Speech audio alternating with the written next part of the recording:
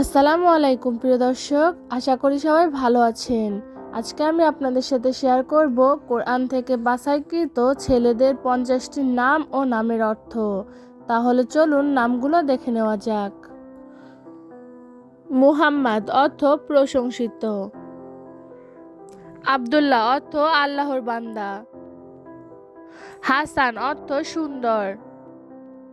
হুসাইন অর্থ ছোট সুন্দর। ওমর অর্থ দীর্ঘজীবী। ইউসুফ অর্থ রূপবান। ইব্রাহিম অর্থ মহান পিতা। মূসা অর্থ পানিতে ভেসে আসা।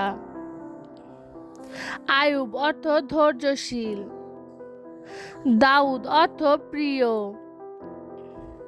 সালে অর্থ সৎ। নাফিসা অর্থ মূল্যবান। মাজিদ অর্থ সেজদাকারী। মাহির অর্থ দক্ষ। রায়ান অর্থ জান্নাতের দরজা। তামিম অর্থ সম্পূর্ণ। জিয়াদ অর্থ অধিকতা। আমির অর্থ নেতা। সোহাগ অর্থ আদর। সোহেল অর্থ চাঁদের আলো। সাকিব অর্থ পানি বহনকারী। সাব্বির অর্থ ধৈর্যশীল। সোহান অর্থ সুন্দর। সজীব অর্থ প্রাণবন্ত। ইরান অর্থ বীর। মনির অর্থ উজ্জ্বল। মামুন অর্থ নিরাপদ। মাসুদ অর্থ সৌভাগ্যবান। পারভেজ অর্থ বিজয়ী।